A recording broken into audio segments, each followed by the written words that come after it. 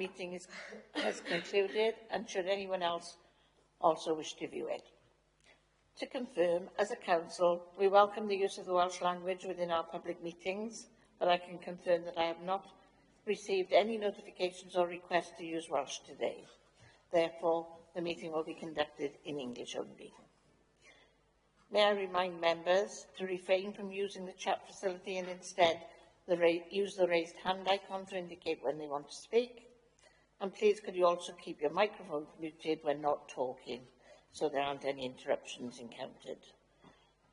May I also remind members that as per the statutory guidance made under Section 4 of the Local Government Wales Measure 2011 and our formally adopted hybrid meeting policy, any member attending a meeting remotely must be able to be seen and heard by members and officers who are attending the meeting, as well as by members of the public viewing the meeting.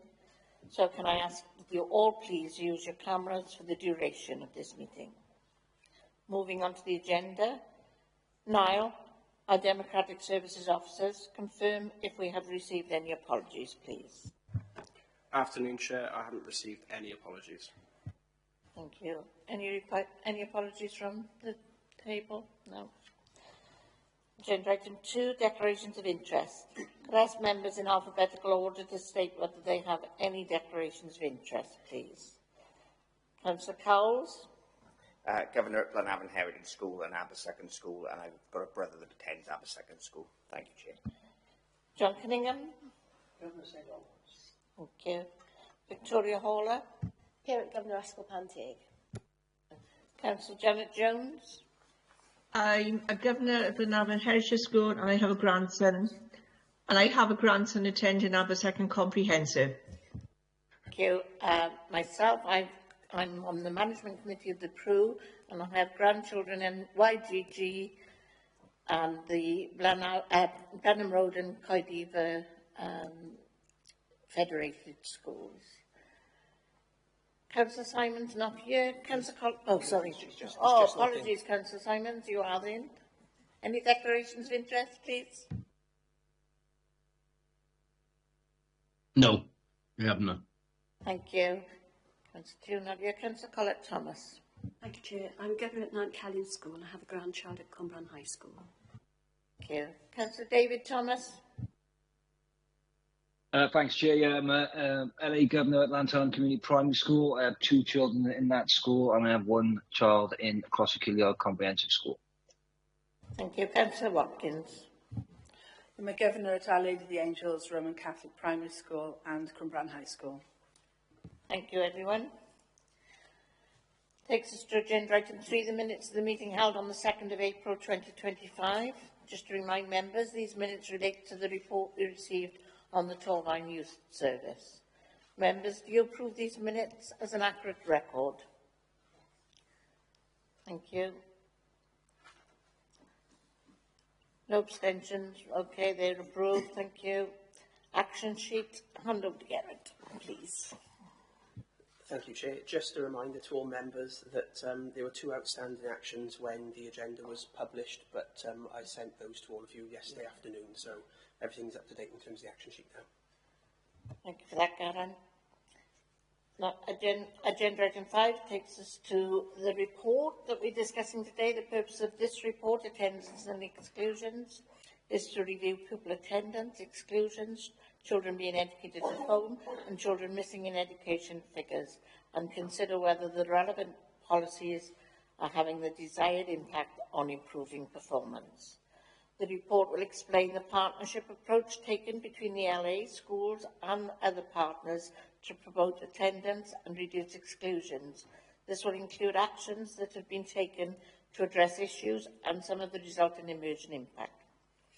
May I welcome Councillor Richard Clark, the Executive Member for Children, Families and Education, Jason O'Brien, the Strategic Director for Children and Family Services, Andrew Powles, the Director of Education, Andy Rothwell, the Head of Learning and Achievement, Claire Williams, Head of ALN Inclusion and Wellbeing, and a new one to the table, Hannah Catherine Moore, Education Welfare Officer to the meeting. On behalf of the meeting, may I thank the head teacher and staff at Blenavon Heritage VC Primary School a very informative recent visit, which should prove very useful in preparing for today's meeting. And we had a lovely welcome at Glenavon, so thank you very much for that. May I ask officers if they could provide members with a brief overview of the main points in the report, please. Thank you. Thanks, Councillor Seaborn. So I'm going to start just with a brief overview of the attendance side of things, and then Claire's going to continue then with a bit of an update on the exclusions element. As stated really in the key messages, we've been here now for 3 years in a row talking about attendance, what we've tried in terms of strategy and process. We've taken feedback from schools, we've looked at how the data and the trends have improved, and I think the key things to report here are, as mentioned at the first key message, we are still continuing to see an improvement in overall attendance in Torfaen, which is really pleasing. But we're still not where we were pre-pandemic. And looking at Estin's comments in the annual report, which gets mentioned in here, in particular around secondary school attendance, Estin are suggesting that it could take up to 10 years for us to recover to pre-pandemic levels. Now, if I look at the growth rate in attendance in Torfaen in our secondary schools, we're possibly slightly ahead of that curve, indicating more of a 7-year, 5 to 7 years.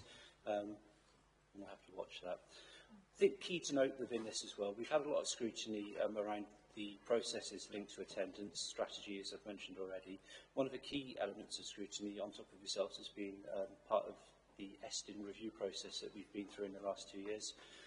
In Estin's final report, when the local authority was removed from requiring significant improvement, Estin recognised that the processes that we've put in place are having an effect and are improving attendance. As I've already said, that there is still more to do in terms of that. We've taken a number of approaches over the past couple of years, all linked to the strategy. We're in the process of refining and reviewing some of those processes to see if we can make improvements, see if there are any areas that could be tightened up. The funding that we've been able to provide secondary schools for the past 2 years, all being well, with fingers crossed that we'll be in a position to continue that funding. So specifically that's been for family engagement officers to go and work in secondary schools, to do lots of the outreach work with families. So we're confident that we'll be able to continue. We've seen a continued use across and an increasing use of fixed penalty notices across Torfaen, where used appropriately. They've certainly helped to reduce somewhat the use of holidays taken in term time. And we've continued in terms of using the Not In Miss Out campaign. I'm sure you've seen banners on school fences. We do a lot of comms through the local authority about case studies and stories from schools. We're in the process of reviewing that for some new messaging from September. There's going to be a particular focus in that messaging from September around supporting children from nursery into primary school transition, to try and encourage good behaviours and good habits at an early stage, in the hope that that will continue then throughout schooling. That's probably it in terms of an overview of where we are in terms of attendance. Probably one other thing to mention actually.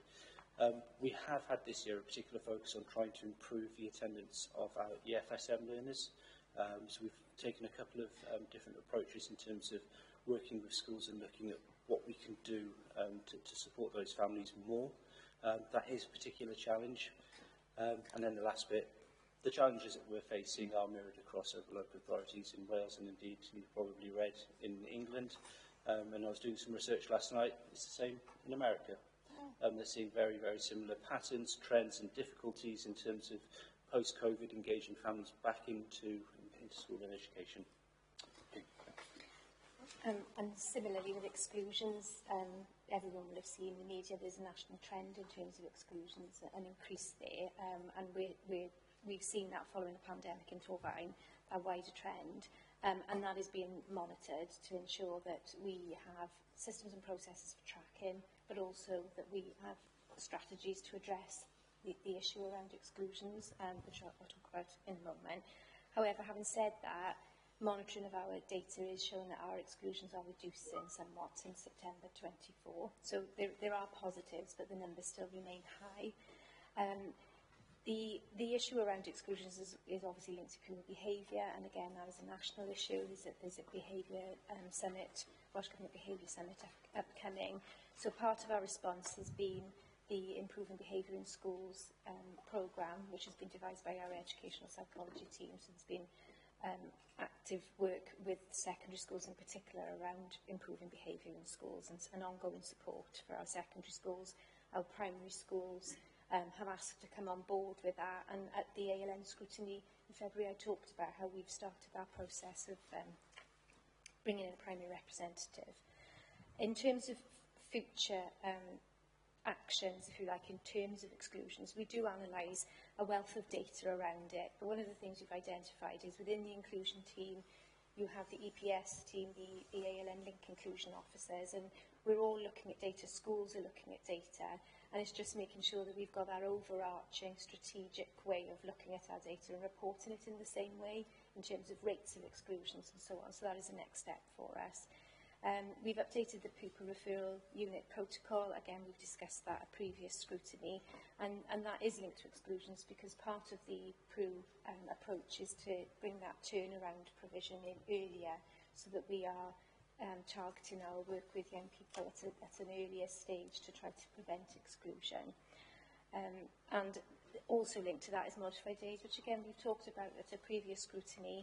And sometimes those modified days are being used in a positive way to re-engage learners and prevent that. But we're also monitoring that to ensure that modified days are not being used instead of exclusion and masking the figures in a different way. So there's a lot of data analysis that is going on within the EPS and the inclusion team. So the overall picture for the last academic year since September 24 is a downward trend. Any further comments before we start? Sorry, John. Can I ask a question? Yes. Can you use your mic? Good. You mentioned a little earlier on, you said we look to what we can do to support those pupils who've been excluded. What's the mechanism for that? Do you do that through the school, a particular school where the offending pupil is, or what?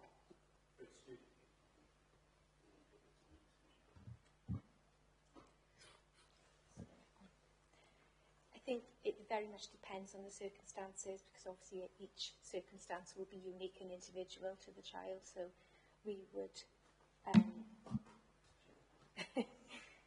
so what we would suggest in the first instance with our schools is that before the exclusion is made, we try to have that conversation with schools and head teachers in particular. If we're talking about a permanent exclusion, for example, we would always value that conversation beforehand to see if there are interventions and support we can put in place. So one thing I didn't mention was the Manage Move panel, which happens fortnightly.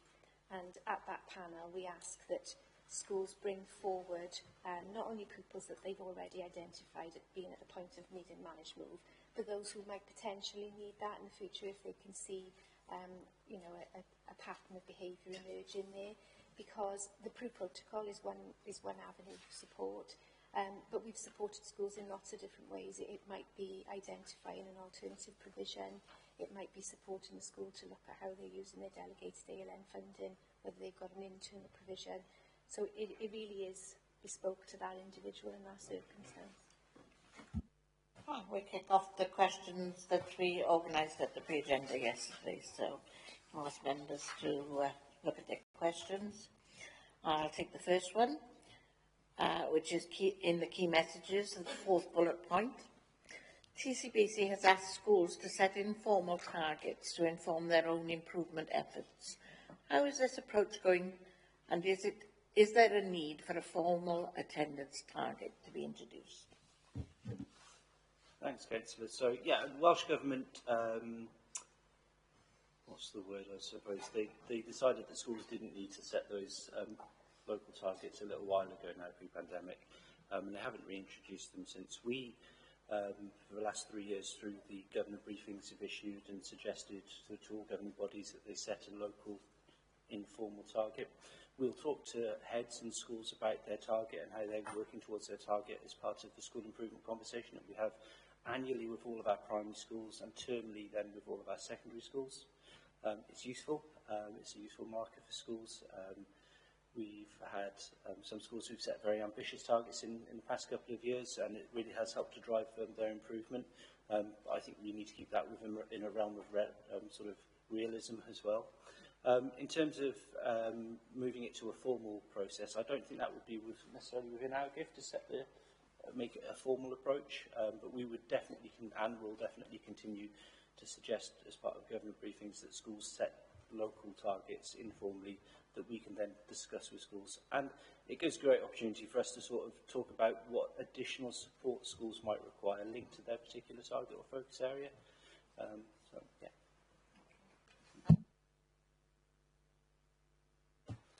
So I've talked before about our wider group process and the heat map we have. So we've got categories where we look at the performance of an individual school. Up till now, we've looked at schools that are either performing at pre-pandemic levels within 2.5 percentage points of pre-pandemic levels or 5 percentage points before. We recognise that we need to shift it now because attendance rates are moving. So we're going to change the parameters of that from September. So we've got a consistent way of looking at the performance of individual schools, but the expectations are moving closer towards pre-pandemic levels. I was part of an inspection for another local authority earlier this year, and they had looked at just performance within the local authority based on the average rate, and Eston did not like that because they said we need to be reflecting pre-pandemic levels. So in effect, that is our message, that we want to get back to pre-pandemic. Like I said, we've got a refined RAG rating that we're now applying to schools. Thank you. Question 2, Victoria.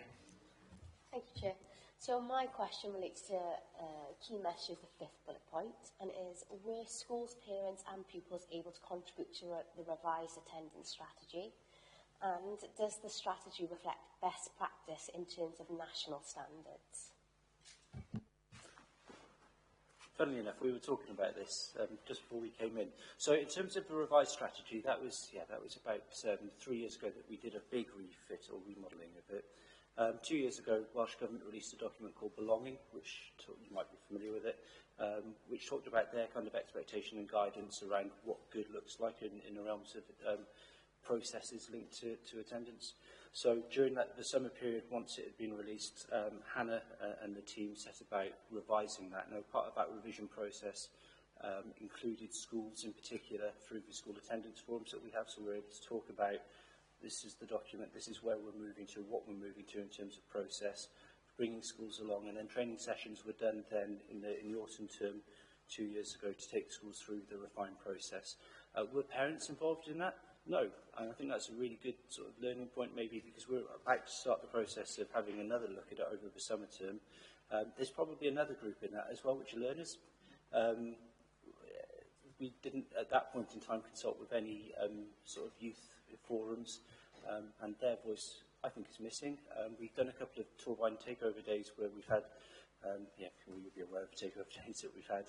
We've done one session particularly on attendance there, which was really helpful, and we did actually take on board their comments there, but that had missed the sort of scope of or the timing of the strategy document. So I think something for us to take into the next round now as we move into summer, pupil voice and also parent voice as well.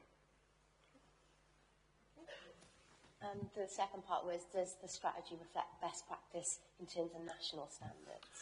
Sorry, yeah, I think, and that's what I was trying to talk about in terms of a belonging document. So we brought it in line with that because that's what Welsh Government said is best practice.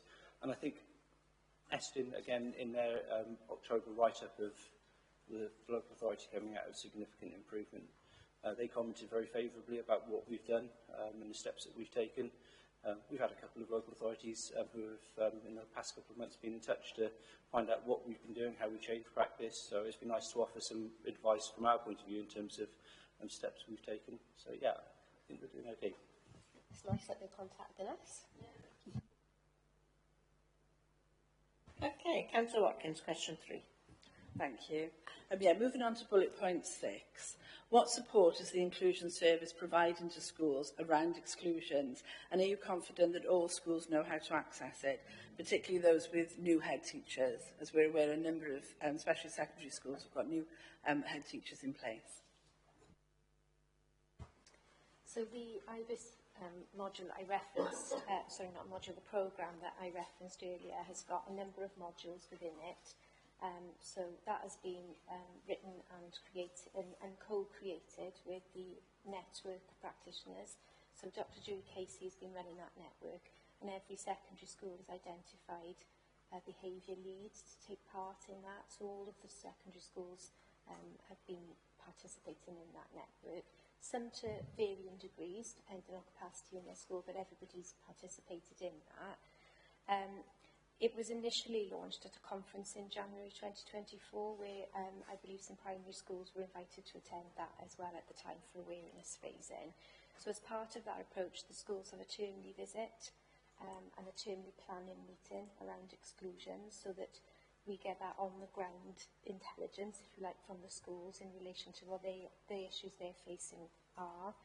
At a team level, then there's a monthly exclusions meeting that the lead education psychologist runs, so that we are keeping on top of the issues that are coming through in schools and sharing that data more widely across the inclusion team. I also attend the team around the school meetings with the secondary schools. So whilst that is a school improvement focused meeting, obviously the pastoral and behaviour and the wellbeing element is really important, because they go hand in hand. So because I've got the background from the education psychology team in terms of the exclusions conversations they're having, that will often feed through to the team around the schools meetings. So I'm confident that we've got the processes in place to engage all of our schools. I think the success of the programme sometimes is dependent on the capacity of each individual school to be able to release staff to attend the network and so on. So just before this meeting, actually, I had a meeting with our lead education psychologist and Julie Casey about how we take IBIS forward, for example, into the future, because we want to implement that across our primaries. So we've been talking about the implementation plan and how that will look, because we're adding capacity to our ALM team with a new ALM inclusion wellbeing advisor to be able to bring the primaries on board. Do you mind asking your question again, so I can make sure that, because there was a couple of parts to it? I think that sort of answered the question that I've asked. If I could ask a supplementary, because we were asked by staff, at what point in that whole process would they get feedback about the exclusions they're making? In other words, to gauge, are we being too harsh in our school, or are we being too lenient compared to the local authority expectation or compared to other schools? So I talked a lot about IBIS then, but that's just one element of the support, because if you like, the IBIS programme is practical strategies that schools can use. As part of the termly meeting, that support and challenge is there. So the data analysis is done in preparation for that meeting, so that the school will be presented, you know, they will have done their own data analysis as well, but the facts, if you like, this is where your exclusions were, this is where they're going, so that conversation can be had about it. We will also challenge if we think that there is something else that could be done to avoid an exclusion, particularly when we're talking about a permanent exclusion. And I can think of some examples where we have avoided that scenario happening because, for example, we might have supported the school to create a package of support around that school, sometimes, for example, involving Torvine Play service, where some alternative provision or package has been arranged, which has settled the situation in our school and has avoided a permanent exclusion. So it comes back to your question about how sometimes it's very bespoke and it depends on the individual. And we would always try to avoid an exclusion if at all possible. Sometimes that has resulted in that child being put forward for the Manage Move panel agenda. A discussion has happened and a Manage Move has taken place, and that fresh start for that child has been just what they needed. Or sometimes they've been put forward for the turnaround provision at the Pro.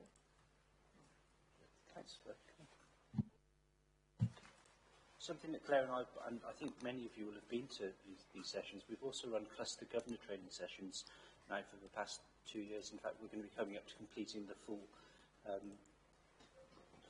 clusters next month, I think it is. We've got the last cluster too.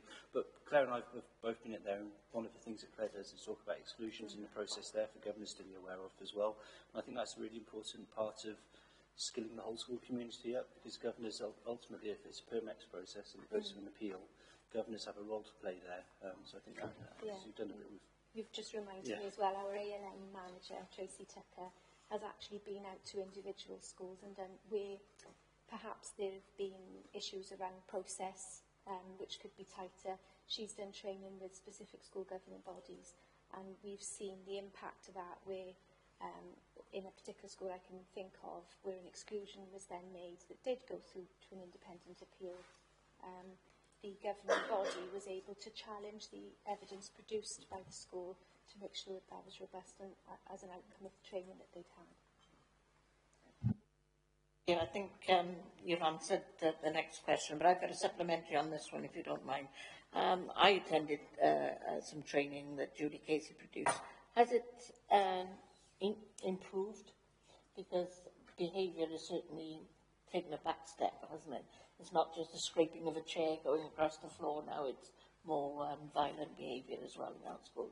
So has that training sort of improved with the behaviour that we're seeing in school? Happy to start, and Claire might want to come in. So the exclusion data is improving and the managed move data is improving. So it does appear that schools are more effectively managing. Whether that's that the levels of incident aren't as high as they were, or whether the learners just been better managed, I don't know. Answering that and Councillor Watkins' question, in terms about the benchmark, I think that's a really important point. And it's also about us increasing capacity to manage learners across the estate. So one thing that's regularly shared is the managed move data about how many learners are coming out of a particular school and going into another one. And that's been really helpful because the heads have then been able to challenge each other and said, hang on a minute, I've taken 5 of your learners and you haven't taken any of ours. And that's prompted a conversation between the head teachers about their provision and how they're managing learners. So there's multiple levels to this. It's not just reliant on Julie Casey's training, but it's about heads sharing that expertise they've got. That's not happening at a primary level, so I think that's possibly the next step. But it's a positive step forward for secondaries. I think it's just trying to make it really clear as well that IBIS is not the, it's not the be-all and end-all strategy when it comes to improving behaviour in school. It's a tool in the toolkit, but it's a much bigger picture than that, because in the meeting that I had this morning where we were talking about the future rollout, we talked about actually how improving behaviour in schools is cultural. It's about a whole school approach to well-being, and it is about making sure that teaching and learning, behaviour management, pastoral care is all linked, because the curriculum is not separate to and different from how you manage behaviour with pupils. So it is a tool that it's not the only tool in the box, and we talked about how are we going to do some self-evaluation to hand on heart know what the impact of this programme has been, because it's been rolled out fully, if you like, since September, but we haven't done an evaluation of the success of it. So in the June, July time, we're going to issue a questionnaire to the schools that have taken part this year to do that initial sort of testing of the water. Councillor Simons, I understand you have a declaration of interest. Yeah, sorry about that. I wasn't thinking when I logged on. Yeah, my wife's an HLTA in George Street Primary at all. Thank you. Lovely, thank you. Councillor Collett-Thomas, I don't know whether there's anything left out of your 2 questions that haven't already been answered. The managed move, I think how's the managed move policy helped to reduce the number of exclusions? I think you've covered that really. Yep. Well, would there be any benefit in introducing like an exclusions forum in the same way you have an attendance forum, or is it all part of the same forum? I think we do need to look at our strategy for exclusion. So one of the, if if you like, next steps, I'm just trying to pull it up in front of me, one of the next steps from our continued improvement group meetings, which used to be Accelerated Improvement Group, that I shared was reviewing our data collection and analysis methodology. Because in preparing this report for you, for example, I've been able to tell you numbers, figures, whether they're going up or down, that at a Welsh Government level, when data was collected, it would be calculated on a rate per thousand, for example. So there are simple tweaks like that that we can make. And yes, I think having a wider voice around that would be helpful. I think part of that would be we'd be able to gauge that through the EOTAS provision working group that we would like to set up as well as part of our actions for the coming year. We've had expressions of interest from ALNCOs to join a working group looking at EOTAS provision, because often that is linked to trying to prevent exclusion. So I think rather than having another forum, we could look at existing forums that we've got and how we can get that voice through. But certainly there's lots going on in terms of exclusions, but I just think pulling it together into one overarching strategy, how we analyse the data, so we've got a shared understanding and we're speaking the same language as the schools. Okay. That takes us on to the report, which is question 6 from Councillor Cowles. Thank you, Chair. I think you answered quite a bit of this in your introduction, but I'll ask it anyway, just in case you want to add anything. So, paragraph 3.6, the report highlights a significant increase in exclusions post-pandemic. Could you explain, has there been any research, for example, of the reasons for this and whether or not this was a trend seen across Wales? Well, in terms of, was it a trend? Yes, it's a national trend, not just across Wales. It's UK-wide. I think we're seeing that in the media quite frequently. And in terms of the reasons why, interestingly, a week ago, I was asked to present at a conference at Glasgow Panteg, Future Leadership Conference, about behaviour that challenges and the reasons why. And we explored lots of reasons in that particular workshop. So, for example, post-pandemic, we know the impact that various lockdowns had in disrupting children's learning, which has often had an impact on children's resilience levels and ability to cope and ability to attend school regularly or cope with a long school day. That's had an impact. We also looked at research from Trauma Informed Wales and the Trace ACE Aware Hub, which talks about the impact of trauma and ACEs on children's behaviour. And that sort of societal shift where we often see with children who are struggling to attend school regularly, the impact of flexible working as well for parents at home. So we've got, a complete shift in the way that our working practices as adults are. And I think that's also having an impact sometimes on pupils being, having that resilience and coming into school. So there's many reasons and factors, I think, for behaviour and changes in school. And I don't think, again, there's not one reason. It's a number of factors that I think are impacting on people behaviour.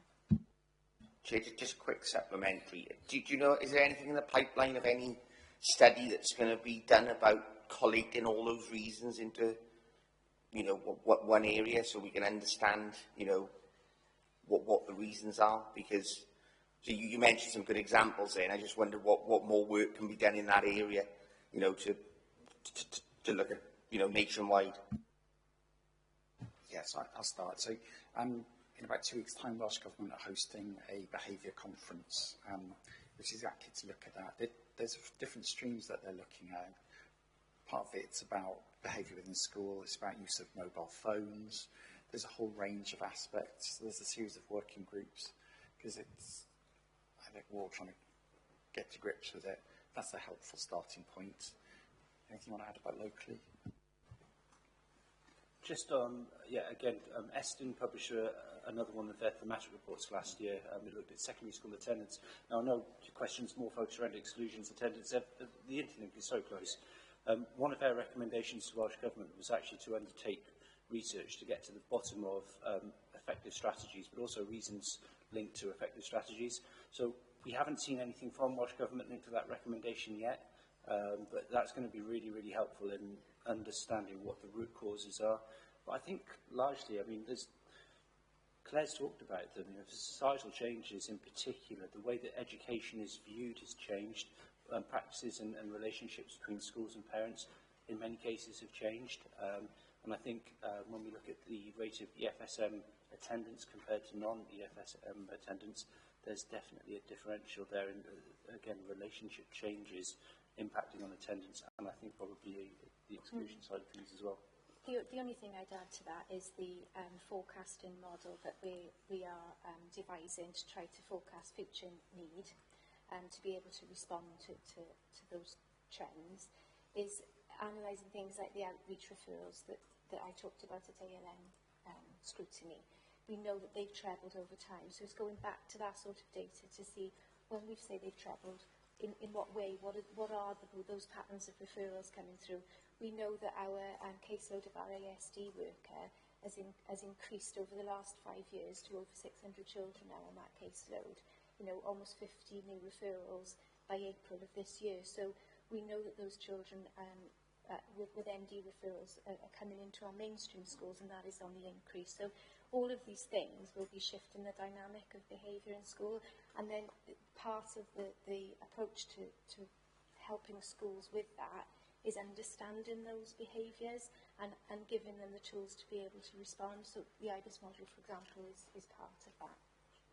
Thank you very much. Very detailed answers. Thank you. Thank you. Question 7 is about 3.8 of the report. And the question is, how confident are you that exclusions can decrease further in secondary schools without risking the safety and well-being of staff and other pupils, and also the education of other pupils?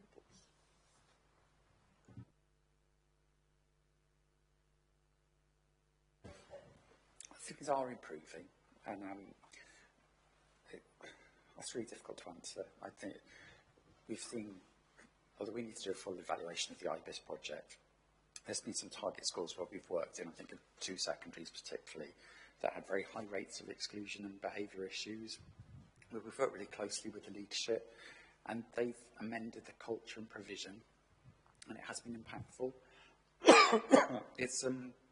I'm going to cough, so I'm going to hand over to Claire while I think.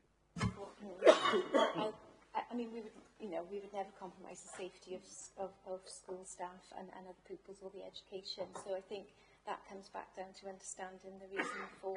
I think when we talk about exclusion in this context, we're generally talking about permanent exclusion. So again, we would always look at the reasons why, and I think there have been examples of where pupils have needed to have a move to a different type of provision, whether that's in county, in Peru, or a managed move. Sometimes that has resulted in pupils being educated out of county. We know that is, you know, an outcome that might always have to happen if we get to the scenario where we've exhausted all opportunities. So I think that is about having good relationships and trusted relationships with our schools where they can be open and honest with us, and we can challenge, but also support it in those circumstances. Just to emphasise what Claire said about the well-being of staff, that's a real priority for us. That has to be balanced in that there is a job to be done. And I'm always wary of the narrative that this child needs to go somewhere else, because we don't get to pick and choose who we teach. Everyone's entitled to an education. But the needs of the learner need to be managed alongside the well-being of staff, when we would never put staff at risk.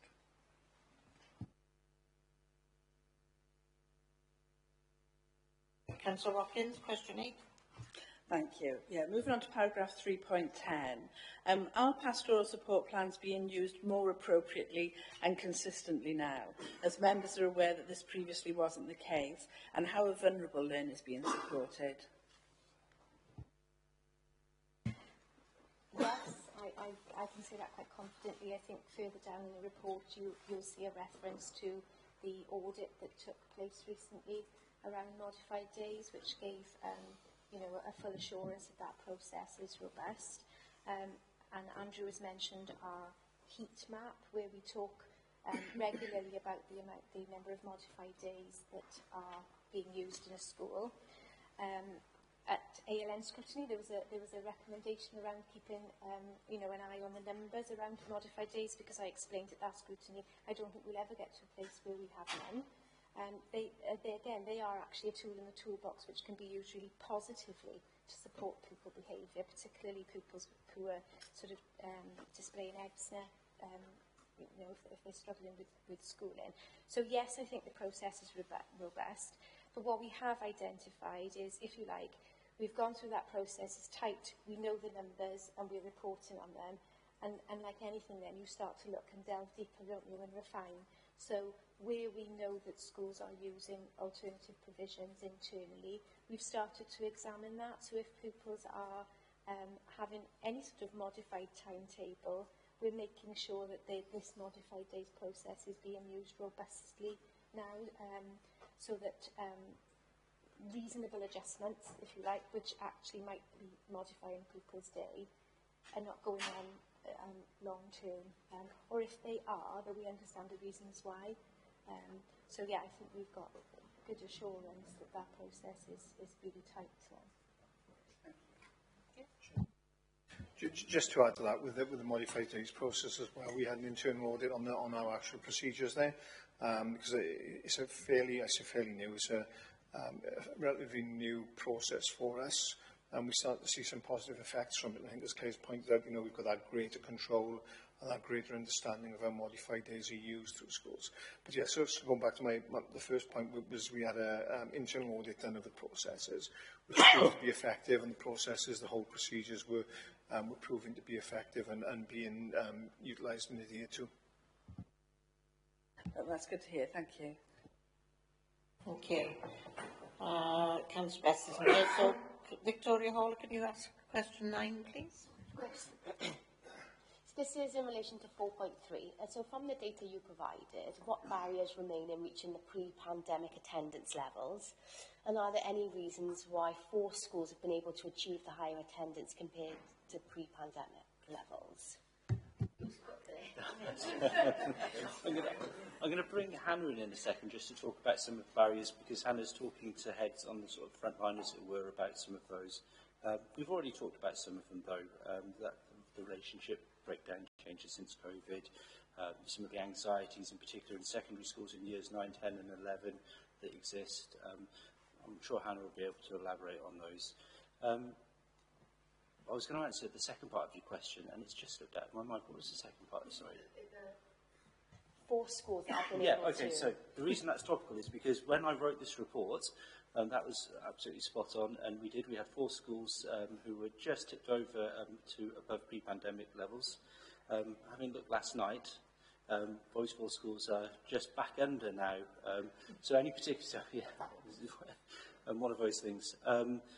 Actually, discussing this recently, one of the reasons for that has been a mini wave of norovirus that went through schools, quite a few schools actually, primaries, from February through to April. We had the Easter break, and that managed to sort of allow everything to calm down again. But that's hit school attendance. It's events like that can knock a school's attendance out when you're losing multiple classes, or half the population of the school because of a wave of illness. Particularly in primary schools, it really can have quite an instant impact. So one of the schools that was above, which is now just dropped down below, was heavily impacted with environmental health involved in the school and getting it cleaned out there. In terms of the barriers, though, and I just wonder if... Before we go into barriers, can I just check? So when you are thinking about attendance and reviewing the data, do you differentiate between when there is medical issues, such as an outbreak of norovirus or whatever it might be, and when you're calculating the data?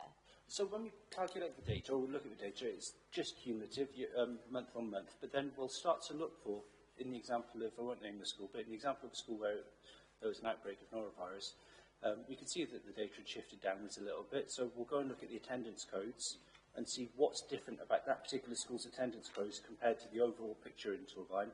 In this instance, we can see the illness rate, which is an I code, that had increased. So a quick conversation with the head, and we knew angry because of environmental health. We've got a couple of schools where we've had other examples of that, where illness has spiked compared to the local averages. So that gives us intelligence in that picture. And it's just, you know, that those things happen in schools. Part of the winter Not in Miss Out campaign was about saying to schools, well, for parents more than schools, it's okay for your child to come to school if they've got a bit of a cough or a sniffle. You know, we want to kind of, if they're really, really poorly, and if there's a genuine medical concern, and obviously, you know, we don't want them to be in school. They need to be at home resting and getting themselves well. But equally, if they've got a bit of a cough or a sniffle, it is okay to go into school. So that's part of that mindset change again. And I think COVID changed that, because in COVID times, and after COVID times initially, a lot of the messaging was, if you're ill, stay away. And do you want to talk about any other barriers that? Sorry, thank you.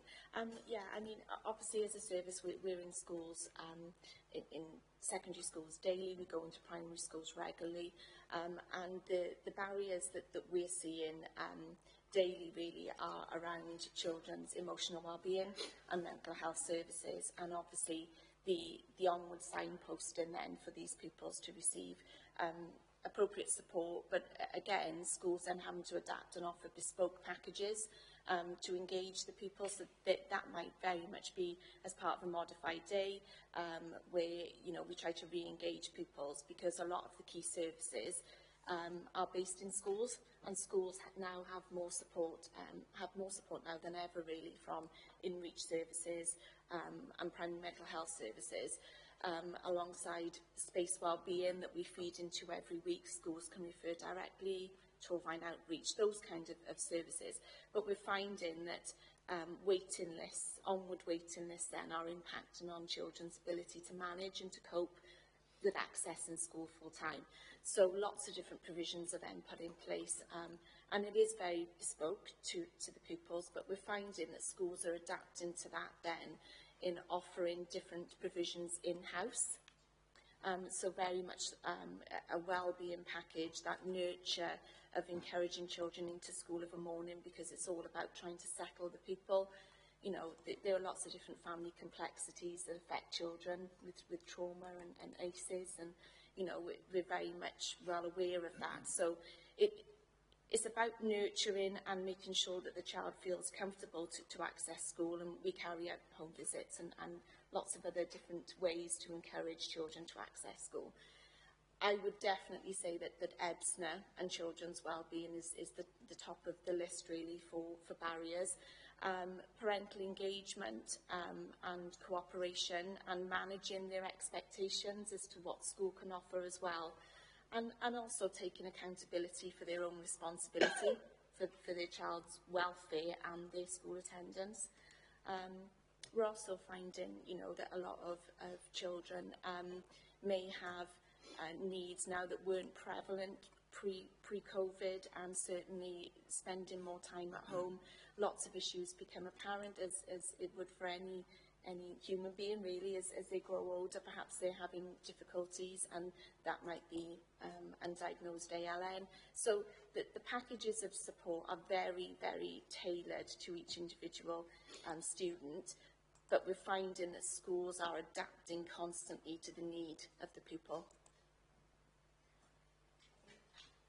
We're in need of either officers not answering the next question, or members not asking the next question. I think we've dealt with number 11. Councillor Watkins, you're happy that you've got something? Yeah, that's number 10. No. Yeah, sorry. Did you have anything on number 10? I think number 11 was answered, and number 12 possibly has been answered. Victoria, do you want to ask number 10? Is there anything left on that one? So this is in relation to paragraph 4.5. Are termly attendance forums voluntary? And if so, do all schools attend? Particularly those that the LA would like to see improvements from? It's a good question. So yeah, of course they're voluntary, but we do encourage all schools to attend, and where we've got schools who in particular have got a family engagement officer, so that's all of our secondary schools, part of the terms and conditions of agreeing to accept the funding is that their family engagement officer or somebody from the school will attend the school attendance forum. which is why the secondary schools have been well represented and have actually delivered quite a few sessions for other schools within those forums. There are occasions when primary schools, well, some schools can't turn up for various events or something else that's going on. We've been able to host quite a few online, so we've been able to record them and then share them with schools afterwards. So if they miss the actual meeting, they can still watch the recording. I don't think we would mandate, but I think people actually see the value in it. And attendance is good because people see the value in the sharing of good practice. Just as a kind of, in another realm, as it were, one of the things that we're looking at for next year is the greater horizontal and vertical working, so clusters working together vertically, but horizontally secondary schools working across secondary schools. We think that these sorts of forums, and there's an ALN forum, and these forums are really important to encourage that collaboration and joint working. The more we do them, the more schools deliver and share what they're doing effectively, the more other schools can learn from them. There's some great wins in them. So, yeah, there's an awful lot of collaboration that we're encouraging within schools and across schools, and we want to continue that. Yeah, okay, so I've mentioned a couple of times already in the opening address about our focus particularly on EFSM pupils. So this year we've hosted a forum for about 4 or 5 schools, a mixture of primary and secondary schools, whereby we've specifically looked at what can we do to improve the attendance of EFSM learners, in particular reducing the levels of authorised absence. I know that's a lot to say in a sentence. So we're looking at several strategies, simple ideas perhaps that schools can adopt to try and improve the attendance and reduce the number of authorised absence for EFSM learners. We've got the next one of those coming up now in June. Schools will be coming back together, and then in September, as part of the wider refinement and launch of the sort of attendance strategy, we're going to include some of the messaging from there about what schools can do to hopefully tackle and improve authorised EFSM attendance issues that we've got. Councillor Watkins, you're happy that your question's been asked? And Councillor Cunningham, want to say something else? Yeah, no, I'm quite happy my question's been asked. I wonder if it's still worth asking question 12, though, just so we might get a little bit more detail. Councillor Cunningham, question 12, please. Thank you, Ashton. This is going to be my big speech. This is 4.10. How is the LA supporting schools with regard to emotional-based school avoidance? I think you've answered this question 3 times, twice already.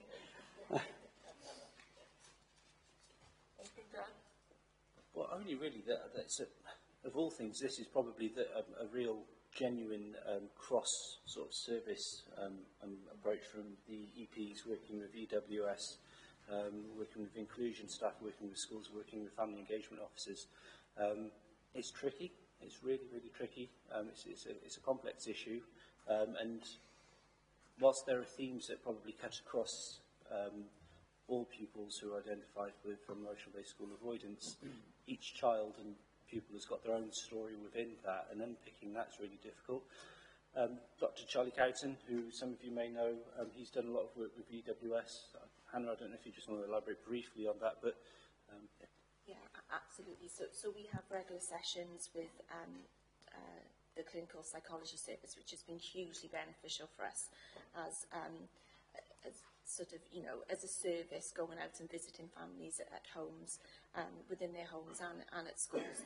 And really that collaborative way of working in terms of then being able to tap into the InReach service, the space wellbeing, as I've said, which, you know, sits weekly, and there's a whole range of services that provide direct support for pupils there. That has been instrumental, really, in ensuring that children's needs are being met. And whilst there are waiting lists, schools, more often than not, backfill support via in-school counselling sessions, or even if it's just a case of coming into school and that well-being, that nominated member of staff every day checking in, you know, it can really assist the pupil to feel valued and listened to. And it's one of the areas that we're looking at as a service, because when we meet with parents, we always, the pupil is always encouraged to attend the meetings, and more often than not with us, they're present. but it's an area that we're looking to drive forward in terms of gathering pupil voice, because obviously sometimes when we go out to people's homes, they're more willing to talk very openly to us as opposed to perhaps in front of a member of staff. So that's an area that it is rolled out within our EHE process, but it's certainly an area that we are hoping to expand within our service to make sure that we are meeting all of the needs. Just a final bit on that. So, two of our secondary schools are working across multiple secondary schools in South Wales Schools Partnership, and they're currently looking at some models that have been trialled in Newport and in Pembrokeshire, whereby children who are emotionally based school avoiders are being engaged through short-term online tuition packages, but complementing that with school visits at a time that the child might want to come into school. So maybe towards the end of the day, or maybe at lunchtime, or maybe before school, so they can start to step into the school, remember what it feels like to, to be in the environment, to sniff it, to smell it, to feel it, and then gradually then move away from the online package and integrate fully back into mainstream education. So we've got two secondary schools who are looking at that for next year, and we'll support them with that process. It will probably fall under the modified day process ultimately, but if it's another way that we can support those children who are currently unable to attend school back in, then I'm all for that. And I think it also forms part of the EOTIS working group that we mentioned earlier. So, we have conversations all the time because it crosses over various teams here. It is about attendance, but it is often about anxiety and well-being. Sometimes that is linked to ALN. So part of the remit of that group will be to look at what provisions we have in place for pupils with well-being and anxiety and difficulties that may be preventing them from accessing school. John, do you want to come back? If I could, on the school that I sit on, I'm a member of the Wellbeing and Inclusion Committee, which obviously deals with exclusions, and all, of course, has an influence. Sorry about my voice, I had a COVID injection yesterday. I mean, right since. This always has an influence on attendance, doesn't it? Does other schools follow the same protocols, that particular school that I sit on, with Wellbeing and Inclusion Committees, and which deal with that? Because we get a lot of information about that. Yeah, absolutely. In terms of the governance arrangements, most schools would have some form of wellbeing committee as part of their wider subcommittee group, and they would be talking about very similar things to what you discuss, the barriers, what school's doing about it. Quite often, a lot of that is linked to how school can use the delegated ALM funds that they get to lay on appropriate provisions for their pupils. So, yeah. I'm in the process of collating case studies at the moment for our teaching and learning strategy, which are examples of effective inclusive practice across our schools, exactly the sorts of things that we've just described. And that will look different in every school. Again, it's not a one-size-fits-all model, but trying to show how different schools have approached that for their pupils, how they've used their delegated funding in different ways. And sometimes that is about creating a particular provision, or sometimes it might be a particular staff member. It could look different in different settings. Jason? Jason? I was just going to add, I think we've moved on a little bit from it now, but in terms, again, of that emotional-based school avoidance, it goes right back to the beginning, really, doesn't it, in terms of, I know, when the scrutiny last but one occasion when we were looking at early years provision and ensuring, that almost from, from the cradle right through, we've got children, we've got families who are ready to go through that whole entire experience within the schools, in the school setting. And that's about a whole systems approach then, isn't it, rather than just a school's approach on education's approach, and Hannah touched upon the space wellbeing provision that exists. So it's important that we get that right from a strategic point of view within the local authority, because of our focus upon the Marmot principles and giving every child the best start in life, ensuring children and families, achieve full capabilities. That's a key longer-term focus for us, really, that system redesign, that system focus, so that we can really support those children and those families through things like school avoidance, to avoid that. It's crucial we get right at the start, isn't it, rather than almost, be be proactive rather than reactive. Thank you. That takes us to question 13. Councillor Cowles? Sorry, lost the document there. Looking at paragraph 4.12, are you confident that the Not In Miss Out media campaign is continuing to have the desired effect? That's a good question as well. It's one we often talk about with comms, actually. I think I'm right in saying, because Neil and Louise in comms have said this to me on several occasions, it's the single longest running campaign that Torvine LA have ever run, which I think in itself is a testament. I think schools' engagement in the campaign has been brilliant. They've been open to sharing ideas, case studies. We've had children making videos. It's been fantastic. It's been really, really helpful, all of that support. In terms of its direct impact, I think I talked about this last year because I remember it was one of the key questions then as well. I think it's difficult to pin it down to say there's definitely a direct cause and effect. But in my mind, there is no doubt that there is an indirect correlation between that as a contributing factor to improving attendance, along with quite a few of the other bullet points that are there in 4.12. I think it is having an impact, but I wouldn't be able to tell you exactly, in terms of number of days gained in pupil attendance. I wouldn't be able to put my finger on that.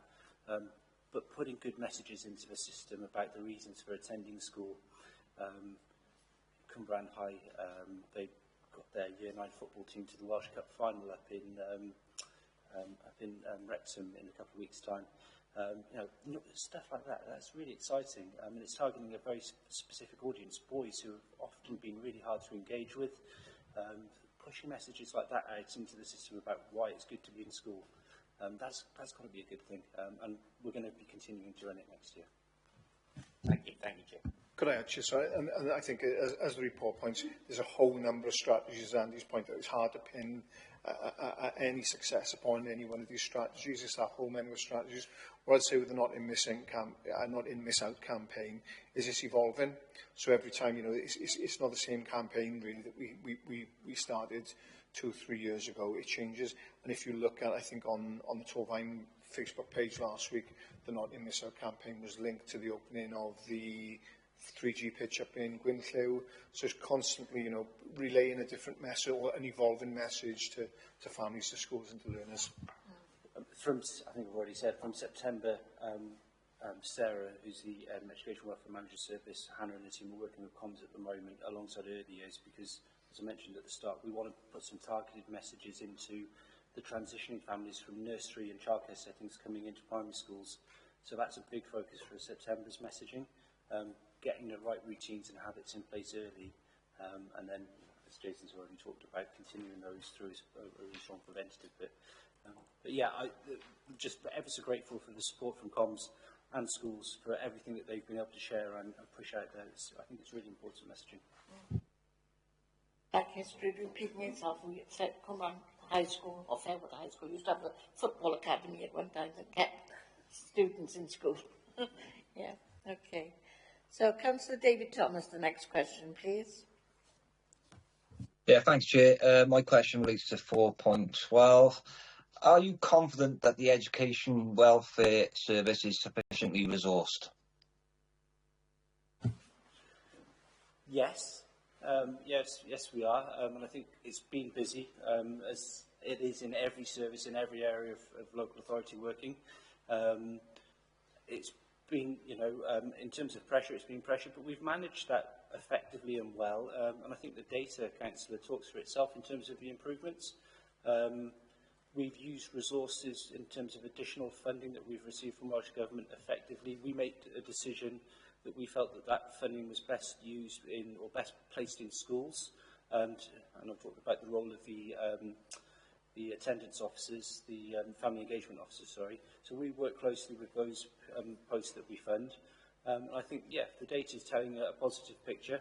As I said, it's not to say that it's not a busy place to be, but there is a demand on the service, but we're coping, we're managing, and we're delivering. Yeah. I do agree with Andy, but there is a challenge at the moment about elective home education, that we've seen significant increase in learners on elective home education, and that is creating a significant workload, even just the welfare checks. So in the next month, we need to divert EWO time to support that caseload. So whilst I don't disagree, it is well resourced, there is a capacity challenge, particularly around elective home education. Thank you, that's good to know. Question 15, Councillor Janet Jones, please. Thank you, Chair. Panel, my question relates to paragraph 4.15. How confident are you that using fixed penalty notices is the best option available to schools? Are you concerned that parents are aware of FPNs, yet they continue to rise, as parents weigh up their costs versus the cost of a holiday?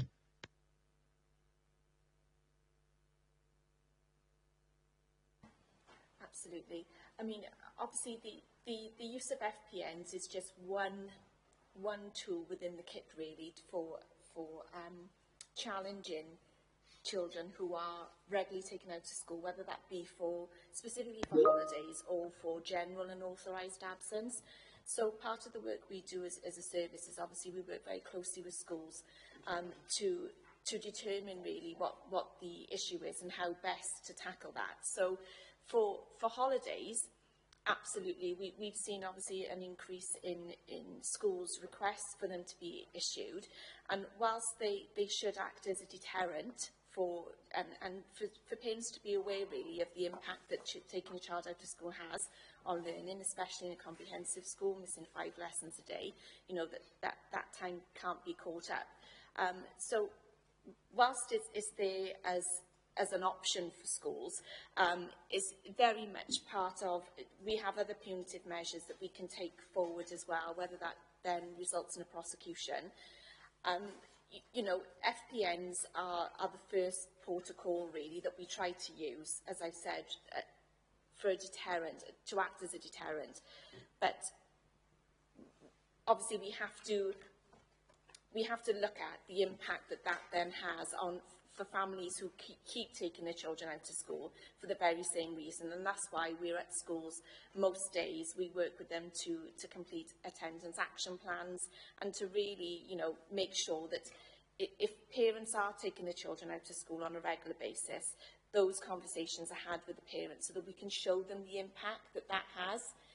Obviously, there are some parents who take the fine, unfortunately, and still take their children out to school. But what we are seeing is that within certain year groups and with certain families who were doing that year on year, there has been a slight reduction in that. So the requests that are coming through for us as a service are not necessarily the same families, those same children that are missing the same periods of schooling. So I think with anything that's implemented like this, there are huge gains, but obviously it's just about that message that we're trying to put out there about the impact that missing school has. And whilst, you know, each individual head teacher adopts their own strategy, and that's very much on the cluster basis, where we're trying to get to the point of it being a whole cluster basis. For children whose attendance, I mean, some schools, for example, they might implement a policy whereby they won't authorise any holidays, whereas other schools will give consideration to the nature of the request. It might be an appropriate leave of absence, for example, for pupils returning to their homeland, or, you know, every single situation is very different. But collectively, you know, as a whole, we are seeing that the use of FPNs is assisting in getting that message out there. Thank you. Do you find that, it's a supplementary, Chair, do you find that the people who are using fixed penalty notes, receiving them, are the same sort of, at the same time every year, at the same type of families, you know, who, is that something that we are aware of? We're certainly seeing a reduction in that. I mean, I can think of a couple of examples myself within the cluster that I work with, where we had some families taking children out twice twice a year, and that was year on year on year at the same time of the year as well. So we've certainly seen reductions in that. So we're not having the same families being re-referred. And like I said, really, that the whole point of them is that they are meant to be a deterrent. So if parents are then taking their children out and we're seeing a pattern emerge, that is then when we're meeting, those families are referred to us as open cases, and we're taking them on then. So we have more options available to us, such as punitive measures through a prosecution, for example, if it's appropriate to do so. Thank you. Thanks for answering the supplementary as well. Much appreciated. Thank you, Andrew.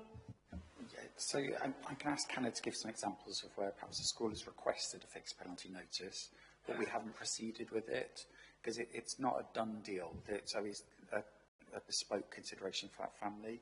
Yeah, talk about it. Absolutely. So there may be, when the paperwork comes into us, we've adopted a new FPM portal to make it much easier for schools to request these now to us, so that's all electronic.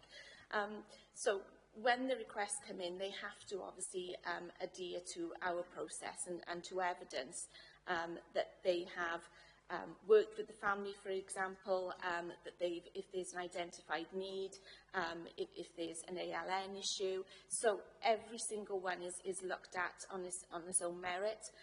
So there have been examples where we've absolutely declined, and we monitor those rates as well as a service, and others that perhaps have been issued at that point, but then school have offered further information, and then we've gone behind and had to withdraw because we didn't feel it was appropriate.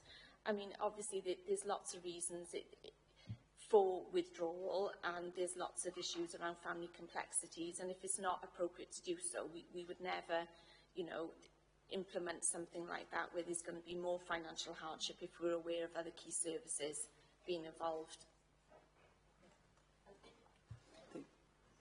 Once again, thank you for your in-depth response, and to both my question and my supplementary. Thank you. Another response. Just to add a little bit to that as well. During the process of adopting FPNs as a local authority, I think it was Hannah and myself at the time met with colleagues from legal services to talk about the prosecution process, because one thing follows another in reality. If an FPN is issued and not paid, then it does lead to a potential prosecution route. Colleagues in legal at the time were really explicit and clear with us. Start with the end in mind. So a prosecution can only take place if it's in the public interest. I'm sure you're already aware of that. So we're very conscious that if we're using an FPN, that has to be considered to be in the public interest, because that could potentially lead to a prosecution. So that whole process is very much around, as Hannah's talked about, individual cases and will it be in the public interest to take this through. Thank you. We're still on the same subject, with question 16. Have any negative impacts emerged since the introduction of FPNs? For example, less information coming forward regarding the reasons for absence? I know some people will just say, well, I'll just phone him in sick, he's got the run or something. It's not necessarily FPNs, but the rate of elective home education is increasing. Just mentioned that. And that's often linked to a formal prosecution, not necessarily just an FPN. It's a way of getting out of that.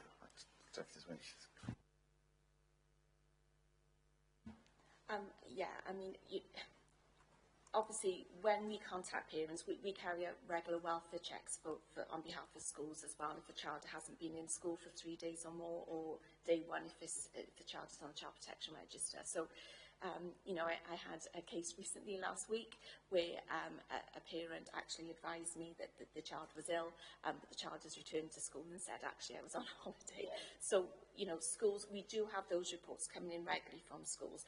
But what we're finding now is that head teachers are absolutely challenging those reasons for absence. And it remains that there is at the discretion of each head teacher, really, as to whether they accept the reason. So what we're finding is those head teachers now are challenging those parents on the return of the pupil, and if appropriate to do so, we are then having FPN requests coming to us So it's getting that message out there that, you know, and we have parents posting things online, and obviously that, you know, schools get wind of that as well. So, you know, it's trying to get the message out there to parents that, to be honest, to be open and honest with schools, because, you know, parents can request a leave of absence, they can submit a holiday form, and that is communicated very clearly with parents. And if it is refused, there is a reason why school are refusing it, whether or not it's the time of the year, whether it's the attendance rate is very poor, you know, so opening channels of communication is key, and that being a consistent message that is relayed home regularly by schools. Thanks. I think consistency is the issue, isn't it? Question 17, Councillor Simons.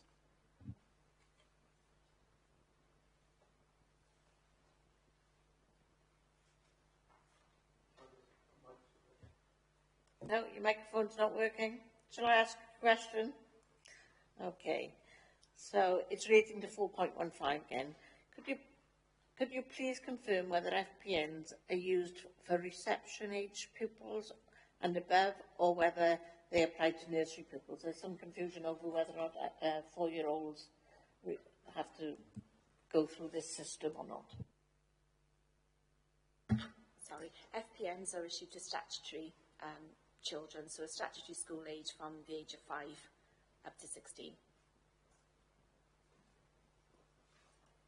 Right, because I've had an instance where one has been refused a 4-year-old, and that came to me as an issue, so there we go. And I think there is confusion out there, so I think that perhaps needs to be a recommendation that we actually understand where the age limit is. Question 18 is Councillor Collett Thomas, please. Thank you, Chair. My question relates to 4.17. Could you provide an update on the waiting list associated with the CAM support, and are the Health Board managing to meet our needs around this, please? Shall I start? I don't have those figures to hand, but we can definitely get them to you. I don't think Hannah, you would have them. I don't think that. So we'll get those figures to you, but we don't have them at the moment. I think Hannah's already talked about, I don't want to speak for you, but she's already spoken a little bit about the referral process, not just CAMS, but generally, that there are waiting lists, but when children get on through waiting lists, actually the support's quite effective. Yeah, absolutely. And schools have other means of sourcing support now from InReach, from the InReach service, and schools can actually contact, there is a professionals line for schools to contact CAMS, so we can make inquiries in terms of whether children are waiting for specific assessments or intervention, and we also regularly contact Katie White, who leads Space Wellbeing, for updates as to waiting lists. The other bit that's coming down the line quite quickly within Tourline itself is the new EIP hub, the Early Intervention Prevention Hub. So just last week, Sarah and myself met with Bethan from Communities, Bethan McPherson, and the new team that's emerging to look at how EWS referral processes are going to work with the new EIP hub. And I think, again, that's the community element there is going to be fascinating to see how the community approach can work with children with specific needs. And we've got to be careful about how that lines up. But there's definitely a community offer there that we're really keen to see how that can support pupils and support schools in terms of improving attendance. So, yeah, probably more to come on that. Yeah. I think it's just worth adding as well that as a service we have agreements with GPs and consultants across the borough. So we write to GPs, we contact them ourselves, we have conversations with them to try and ensure that for children who are suffering from chronic medical conditions or from anxiety, that we look at their care plans very carefully and we advise school then to implement the appropriate support.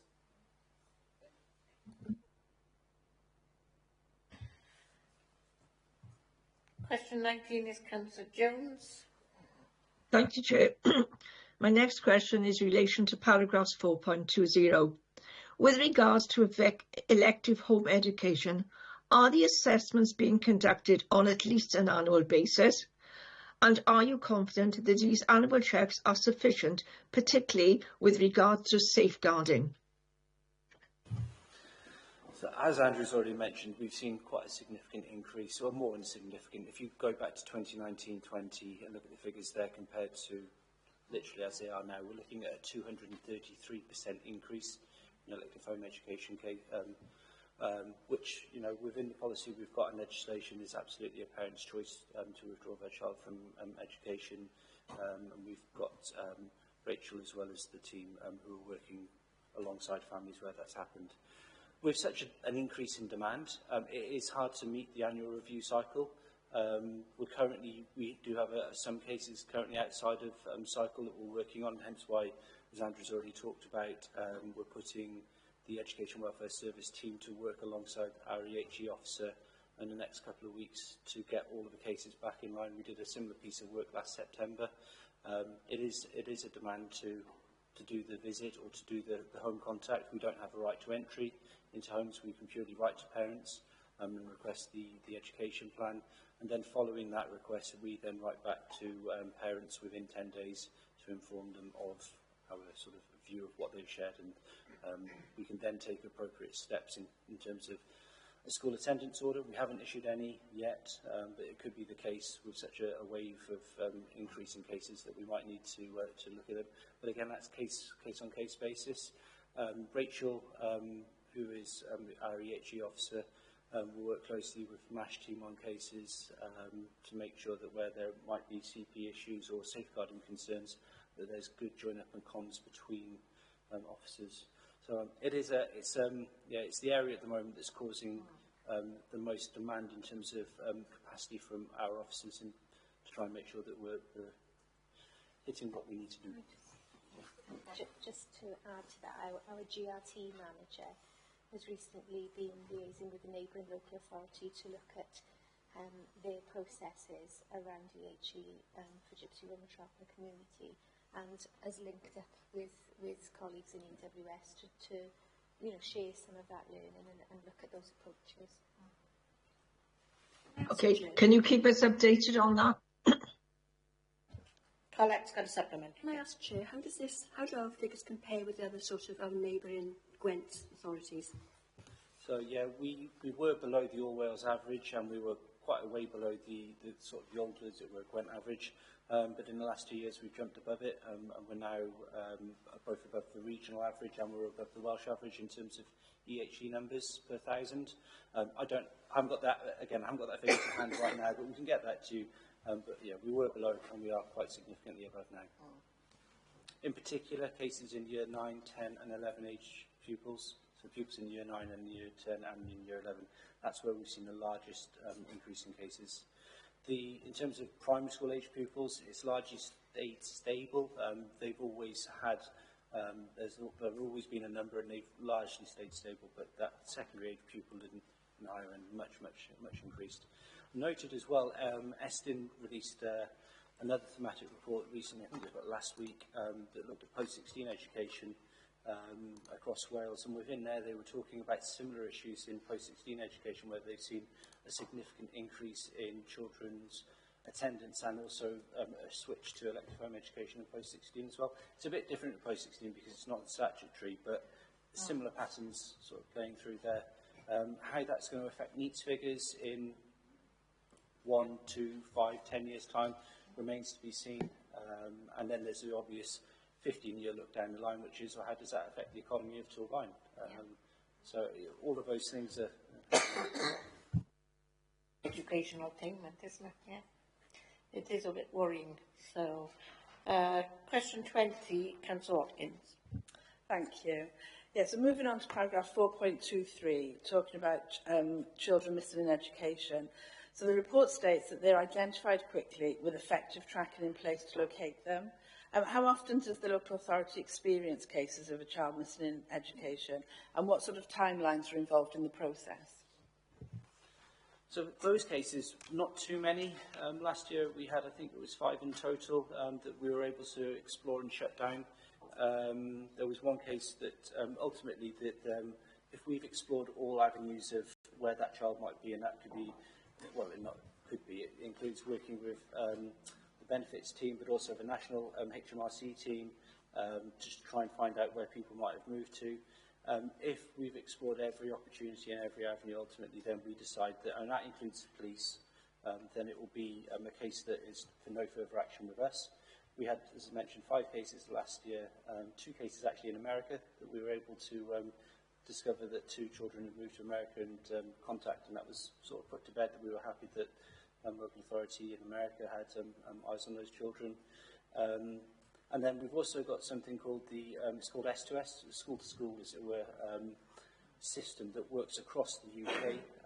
And if we have a child who might have fallen off our radar, or the school can't locate them through whatever process, then we're able to use that to query nationally where the particular child is popped up. We haven't had to use that very much, to be honest with you. We do get a lot of questions coming to us.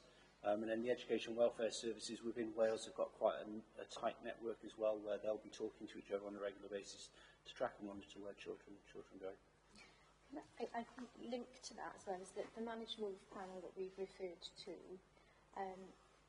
colleagues from Inclusion and DWS sit on that panel, so sometimes we've been able to avoid the situation of that scenario happening. So, for example, if a child has been permanently excluded, they are also discussed at Manage Move panel. So any children that we know, if you like, are waiting to be placed at a school are included on the agenda. And where we've seen some names that have remained for some time, we've liaised with EWS and with admissions, and we have, we call it a transfers delay spreadsheet, for want of a better way of putting it. So we monitor that, and so we are identifying instances, you know, before it becomes CME. That makes sense. Yeah. Okay. Can I ask a supplementary? So I don't know if you can clarify at all, but it says that they're identified quickly. Quickly, obviously, is sort of a very broad phrase. I suppose it means different things to different people. And then also, obviously, you explained the timeline and the processes, but is it possible to put an actual timeline on how that process works? So it might be easiest from this point of view as part of a follow-up, maybe, with other information that has been requested. I could share the CME process with you. So it talks about what schools need to do, timeframes there, then what we as a local authority do, and then timeframes there. Again, off the top of my head, I couldn't say, but the process is mapped out quite clearly within our CME strategy. So that might be useful to see. Yeah, no, I think that would be very helpful. Thank you. Yep. Okay, question 21, Councillor Colette Thomas. Chair. Some primary schools have mentioned they are now dealing with behaviour issues that were traditionally only seen in secondary schools. Does staff training reflect this change, and is this being monitored by the LA?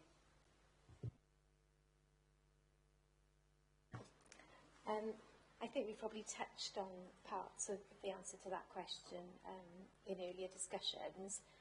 Yes, I would agree with that. My background is you know, I was a primary head teacher myself not so long ago, so I've certainly seen those changes in behaviours over time. I think part of that is about good professional learning for schools.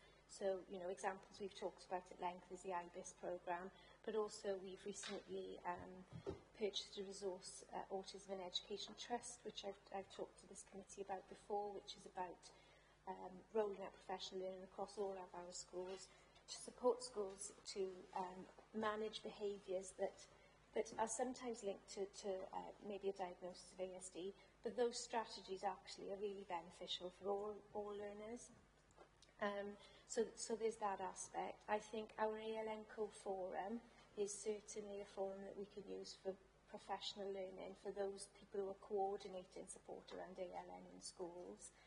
And the teaching and learning strategy that I've referenced that we will be launching in September is it's not just about curriculum and pedagogy, but it is about learning environments, and we will have those exemplars of practice, inclusive practice as well.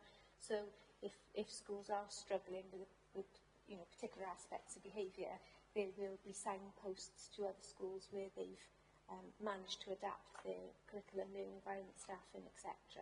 to meet those needs. And I think it is about supporting our schools to recognise that it's an ever-moving mountain. You're not going to crack it, because next year you'll get a different cohort of children and they will present with different challenges. You know, there's nothing like the permanence of change that we all need to there was a Professor Gary Beauchamp quote at the conference, the Future Leadership Conference, that, you know, the only permanence is change. So we need to look at those different types of forums, I think, to be providing that ongoing professional learning. But also, another plan that we have is to improve the communication around ALN, for example. I've talked about a platform for that in the past at this committee, where we will have a section on that newsletter that will signpost schools to relevant professional learning, some of the things that Hannah has referenced today, CAMS, mental health and emotional support in reach, for example. So it's just up there in lights and people haven't got to go looking for where they can find this sort of support. Yes, so as part of the introduction of the new mainstream ALN funding formula, one of the three elements that the funding is delegated to schools that it's based upon is the number of IDPs that a school has. So we undertook an exercise in January where we had a sample group of interested ALNCOs to do some IDP moderation. They found it a really beneficial professional learning experience. So next ALNCO forum on the 20th of May, we're doing that for the whole of Torfaen. So we're also using it as a way of getting schools to use Edukey. So we're sampling the IDPs via Edukey, you know, and asking schools to work in clusters to moderate each other's IDPs as a professional learning experience. Because part of the IDP will identify the additional learning provision, and that is really good to share across clusters. You know, what do you do in your school? How would you approach the needs of this child, and so on. Thank you. Question 22, Councillor Jones, please. Thank you again, Chair. Pontfac Assessment Centre is located in Cwmbran. This distance can be very daunting for some pupils and families in the north of the borough, and I'm a councillor in the north of the borough, so it concerns me as well. And as a result, in them being resistant to accessing support, is there scope for provision somewhere else, whether it be permanent or a mobile facility? Because I think the number of instances that we're occurring, there is a greater need for it.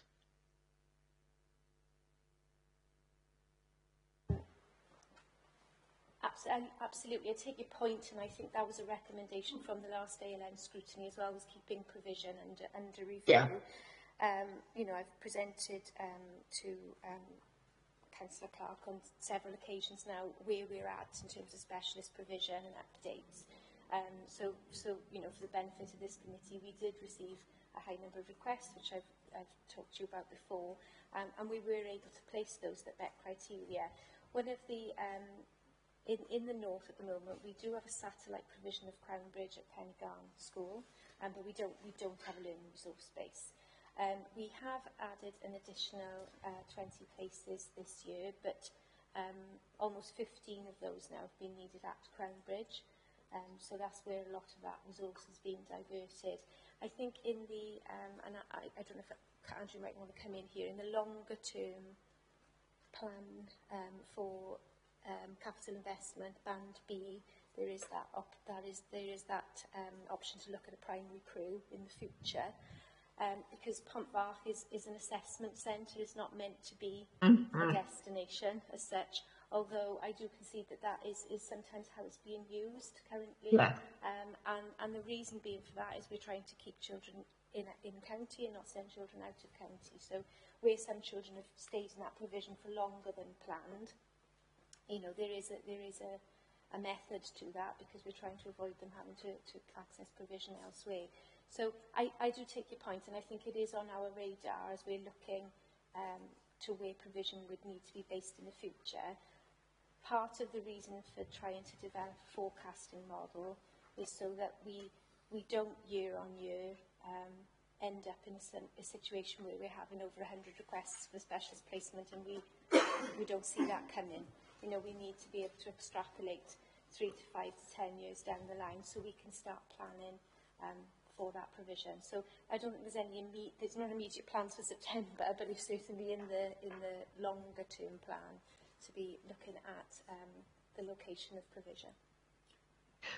Going back to my other question, what about the possibility of a mobile unit or something, please? So Claire touched on the change to the funding formula for ALN. Yeah. So as a result of that, there's been a significant movement of funding from secondaries into primaries.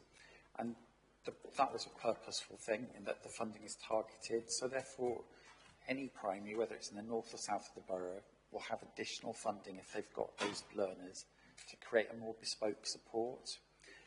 There's nothing to stop clusters working together if they wanted to do that, to share roles and responsibilities. So there's one aspect. So just to emphasise, there's additional funding now in the primaries for ALN learners. There's been significant additional investment this year for ALN Excuse learners. me, pardon me. So there was an additional £750,000 that was put in for mainstream ALN and for specialist places. That's partly funded the 20 additional places, plus the additional Crown Bridge places that Claire's talked about. We will never have enough ALM provision, because that's just the nature of it. People will always want more. But everyone that has met the entry criteria has been given a place. One thing we also committed to is a Welsh medium specialist placement. The funding we have the funding for that this year. There were 4 learners that have met the entry criteria for Welsh medium, but 3 of those are going to Crown Bridge, because parents have said that they're content for their parents to go to specialist provision. For that one learner, it's not, we can't create a learning resource space for one Welsh medium learner, so we're working with the school to think about what additional capacity can we put in there. So we're trying to balance the needs of many groups, having provision across the borough, whether it's deaf learners, ASD learners, those with multiple learning difficulties, those wanting Welsh medium. It's a really tricky and expensive balance. So whilst there isn't a special provision in the north of the borough at the moment, it's not that we're not monitoring it, but we're just trying to meet need as it stands. And what I would add is that there's specialist provision at Aberystwyth, but we haven't got specialist primary provision in the north, other than the satellite provision for Crown Bridge at Pennygown. Yeah, right. I'm just conscious that we keep this on our radar, please, because I'm sure Councillor Cowles shares my concerns, and as the Aberystwyth Ward members as well. So I'd like to think that we keep monitoring this. Thanks, Chair. Thank you. Councillor Watkins. Yeah, I just wanted to I totally appreciate what you said about provision, and I know we've discussed provision a lot at other scrutiny committees, but specifically, I think Councillor Jones is asking about the assessment centre. So the assessment centre could be a temporary place, or just in, because we sort of identified a number of places that already exist, buildings or rooms, so a temporary provision go up, specifically for assessment rather than for an ongoing provision.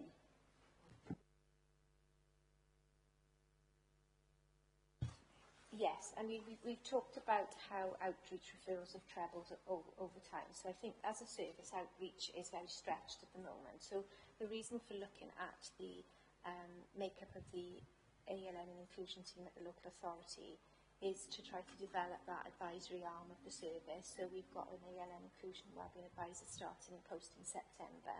And part of the funding that Andrew talked about was to add additional advisory capacity.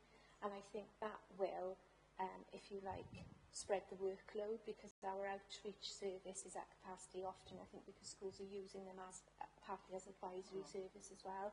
So if we can bring that back to the advisory team at the local authority, that will hopefully give the outreach team that capacity to go into schools more, as they were able to, say, 2-3 years ago when their caseloads were lower. So they are still going into schools, but their advice and support, they can't provide the same level of intense advice and support that they would have, pre-pandemic, when their caseload was 3 times lower than it is now. Question 23 was for Councillor Dave Thomas, but he left the meeting at just gone 3 o'clock. So it relates to 6.1, which is, are any additional resources required in order to sustain or improve performance around attendance and exclusions?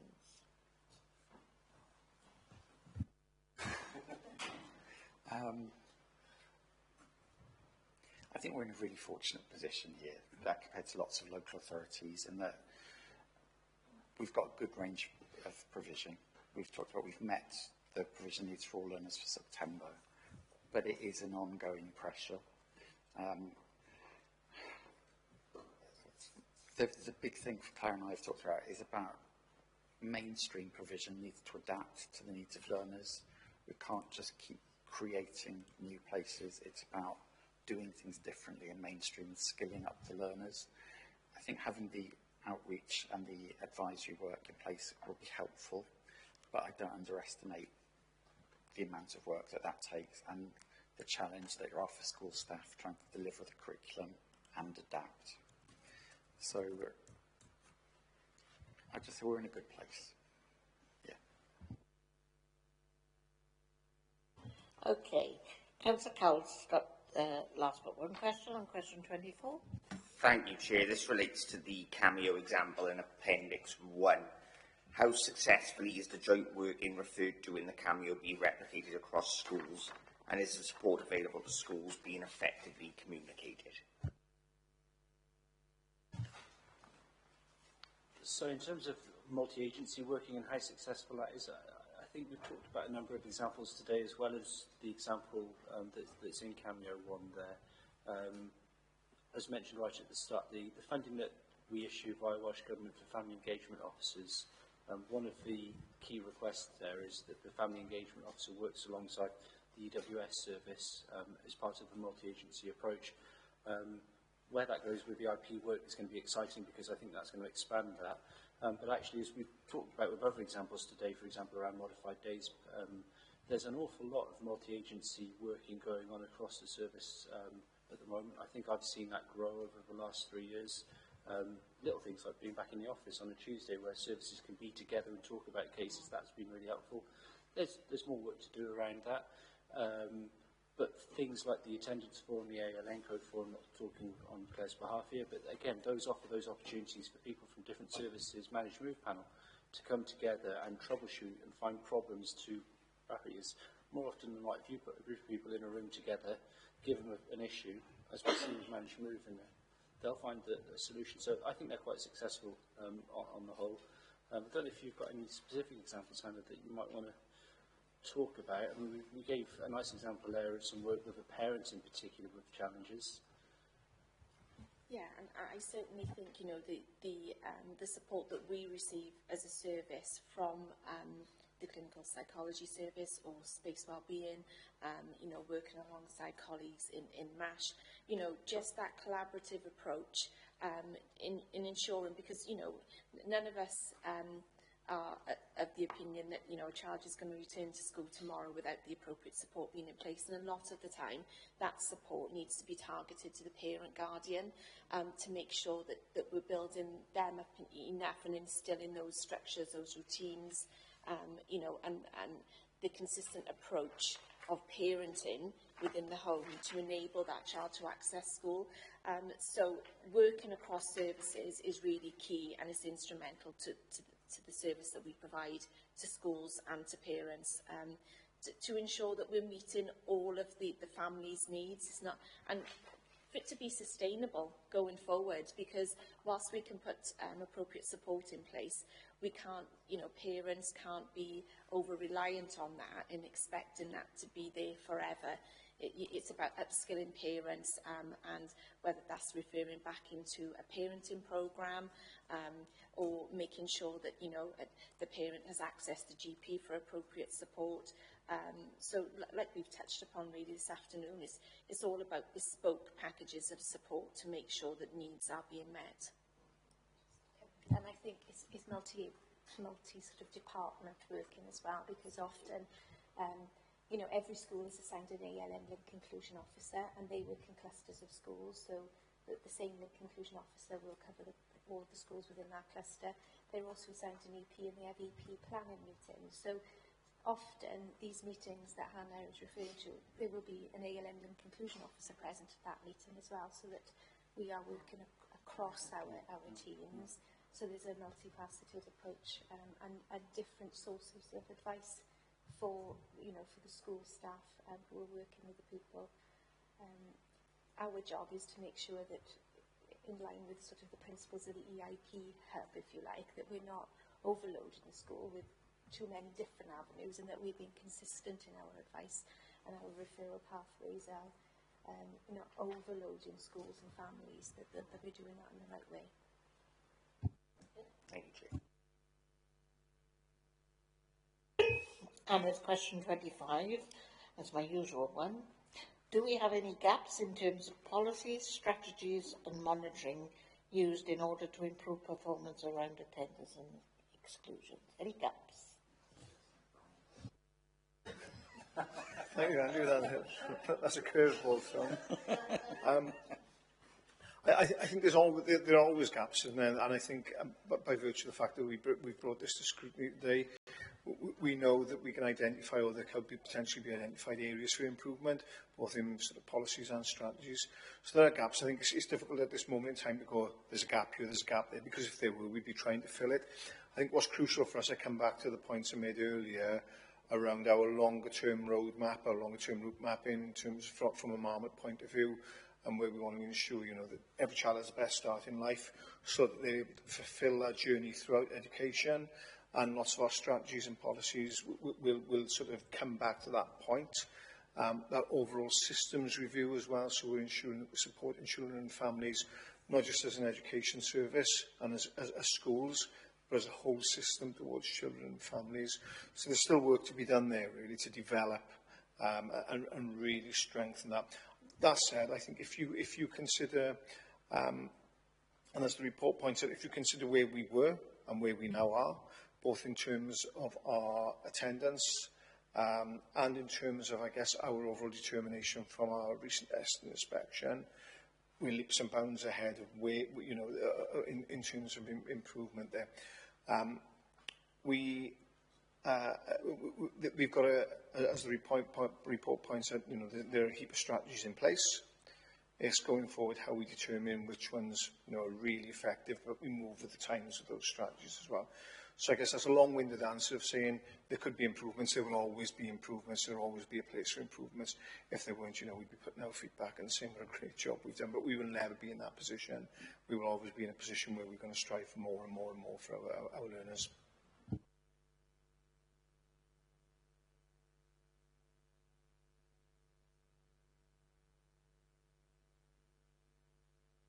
Firstly, to concur with what Jason said, but then I wouldn't I? Claire alluded to earlier the briefing papers I get. You know, attendance and provision is first and foremost amongst there, and to support what Jason said, the constant evolution of the policies, the refinements, the tweaking of them, then feeding into the heat map to provide us with the information. And as you yourself have commented before, Chair, we've never had this wealth of information presented to us. It may or may not have been there in the past. It's certainly there now, and gives you good folk the opportunity to question and review and assist our processes, and certainly gives me more confidence than I would have had in the past that we have an accurate position. And I think we're striving. We bring ideas from other areas. Other areas have woken up and copied us, which I think is a credit to us. So, not really saying anything there, but just making my point. That leaves me to thank the executive member and officers for their time and contributions to the meeting. Ask if they would like to leave the meeting now, so that members are able to formulate their recommendations. Thank you so much. Thank you. Thank you. Thanks. Certainly. Yes. Members, can I please remind you that the meeting is still in formal proceedings and still being webcast.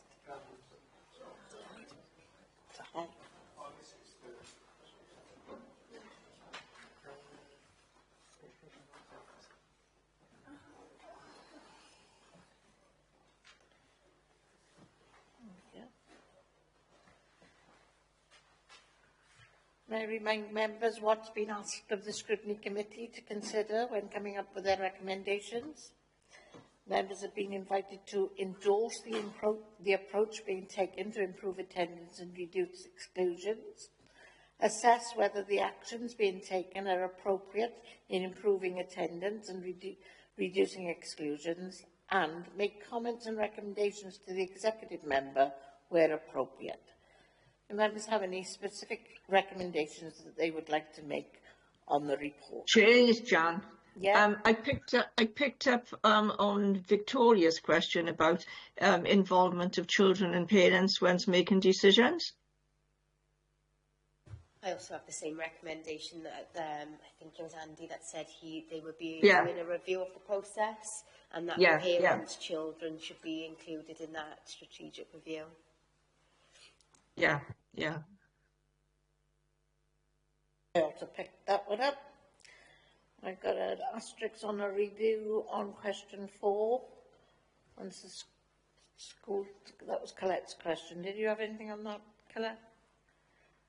Do you want me to come in there a sec? Yes, please. Yeah, what I've got down is they said that they need to review the exclusion strategy, and Councillor Thomas raised the possibility of an exclusions forum, and they said that rather than have a separate one, that the work of a potential exclusions forum could be brought into the work of the current EOTUS forum. So whether or not you want to sort of endorse that. I think that would be a recommendation to endorse. Sorry, Councillor Watkins. Sorry, I probably should have. I was thinking this when she said that about the EOTUS, but isn't EOTUS only secondary school pupils? So are we not talking about excluded primary school pupils? Where will their exclusions be discussed? I think if the recommendation could come that the Exclusions Forum and the EOTUS Forum take account in the review and to formulate a forum to suit all school children, all age groups. So you think, so obviously, so I'm actually thinking there is a EOTUS Forum already. Yeah, discussing, but they're discussing older secondary school pupils, right? So you're assuming that they're going to be happy to discuss exclusions of primary school pupils? I think they can have cross meetings, isn't it? A cross group, can't they? You can discuss like governors at primary school and secondary school, and they bring their expertise in. Okay, cool. Any other recommendations from anyone jumping out? Yeah.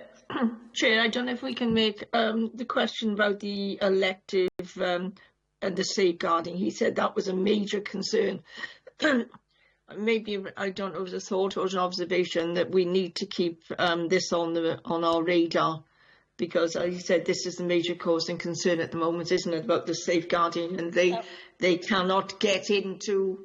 Yeah, that was question 19, and I think there's a big thing on the EOTUS provision, isn't there? With the numbers that are going up. I think we need to monitor very closely. Yeah, what do you say, 233%? And the impact on the staff as well. On the staff, We need a recommendation around that. There's also a follow-up of getting the figures for question 18.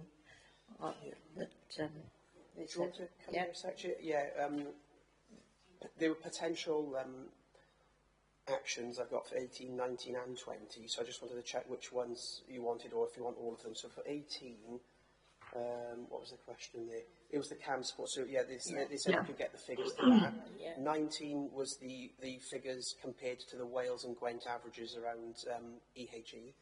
And then 20 was they offered to share the CME process with the committee. So did you want all three of those? Yes, please. Yeah. Okay.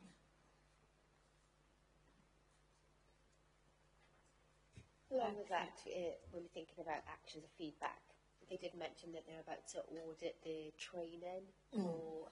I think I've got it right. IBIS. I wonder if we could have some feedback on the audit. Because my comment about the training and the behaviour's gone in a different direction. I agree. Chair, I know I'm being a pain, but I know they gave us a satisfactory answer to when I asked about Pontvac, but you were at the Governor's in Glenavon last week and you heard how it's affecting pupils' needs north of the borough. And whilst I can understand that more money's gone into ALN, you know, as Andrew advised us, I'm still concerned that people are still not going to take that support because of the distance of travelling, especially if a child's got really complex additional needs. How are they going to get him there? And so, whilst I appreciate his answer, I've still got major concerns. Yeah, I put an asterisk on that to keep the provision under review as well, Janet. So thank you. Gary? Oh, sorry, yeah, all I was going to say is obviously Claire did remind you all that that was a recommendation made at the ALN. So, in the next few months, you'll obviously receive a report with an update on that particular recommendation. Yeah. So, you know, I don't know if you want to, you know, obviously, what I'm saying is, you don't want to just repeat recommendations, do you? You're going to get an update on that issue. So I don't know where that leaves you. Would the repeat recommendation emphasise the concerns that the committee have, though, and that it's continuously being brought up in how many strands that we're reviewing? And also, because I can't remember specifically what our recommendation was, now I think Janet is raising about the assessment centre. So when that particular recommendation, was it about the provision or was it about the assessment centre? Because I think they're two different things. And I think Janet was asking about two different things. And I think it's the assessment centre we want a recommendation on this time. Yeah, but I'm also concerned of the additional provision for children, maybe in Brynhonen, which is the Welsh school, or Ganteg, who need to go to somewhere, an assessment centre like Pontvac, but there isn't the facilities there, and if it is offered to parents, they are really concerned for their children travelling any distance. So it might be a comparatively young child, 6 or 7, who's having these issues, and because of the distance they have to go, they are refusing this additional support that should be there and is there for them. Okay, we'll pick that one up. We'll pick the previous recommendation up, and we'll. Thank you. We'll pick that up as well. Was there anything else? I think there's a general, because we picked it up with regard to the 4-year-olds, and we picked it up again on communication and clarification. I think there's a recommendation there that actually, you know, they've got their head down to the job, but are they informing the parents and the schools and the governors that, you know, this facility is here, this is on offer, this, how to get this done. So I think it's about a communication and an information sort of recommendation. Because the parents came to me about, you know, could I have a fixed term penalty when my son is only 4-year-old, you know? I mean, he shouldn't even be in school, really, but he's in nursery, and yet refused the day off. Yeah. So I think there's a communication thing out there and an information. So how we get that out, I don't, you know, I think it's a comms issue. Anything else that I haven't got anything. Karen, have you got it? Andrew mentioned about the work they're doing for the next year, looking at the Not In Miss Out campaign, working with nursery children and the hub. I just wonder whether we could, perhaps the executive member could give us a report on that. I don't know.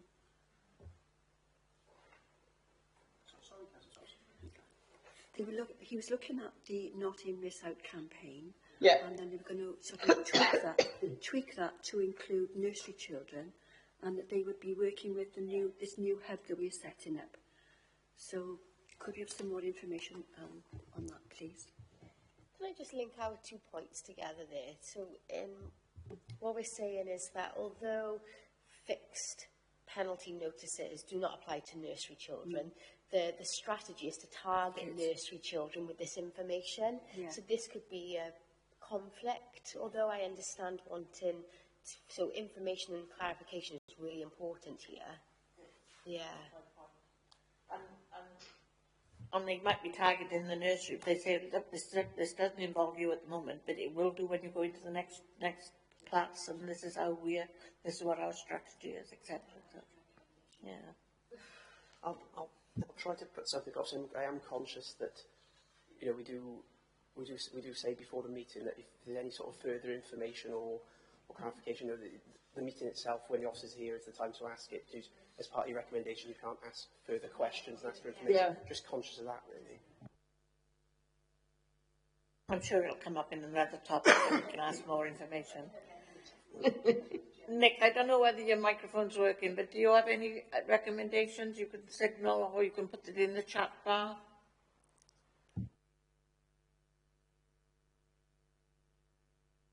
Oh, can you hear me? Yes. Yeah, oh, you can hear me. I was just a bit thing with schools being scrutinised, because obviously if they're getting an ALM budget, are we making sure that the children are getting what they should be getting? The provisions and all? Good question. How do we monitor that children are getting their allocation of funds? Because they could be using it for mainstream and not ALM. So the recommendation would be? How would you word that? I'm just conscious, obviously, Councillor Simons, we can't ask further questions as part of the recommendation. So, you know, obviously, when the officers and the exec member are here, that's the time to ask the questions. So, unless it can be turned into a recommendation. Or it's something that we look at when we look at ALN, we sort of hold on to that thought, and because inevitably we scrutinise ALN, don't we? If we could remember it for then. Yeah. Would that be okay, Councillor Simons? Yeah. Okay, I think it's up to us to ask the questions when we're discussing that. So, okay. Any further recommendations that we've missed? Yeah, right. Anybody from anybody? Right. Okay. That takes us to agenda item 6. Or do you want to read out the recommendations that we've actually done? Or you can leave it with me and I'll I'll send them round. You're happy for Karen to send them round? Yeah. Okay. Date of the next meeting then is the 10th of July, and you'll all be thinking about your holidays. As chair of the committee, may I thank members and officers for their ongoing support and contributions to the meeting, and I now close the meeting. Thank you very much. Bye-bye. Bye.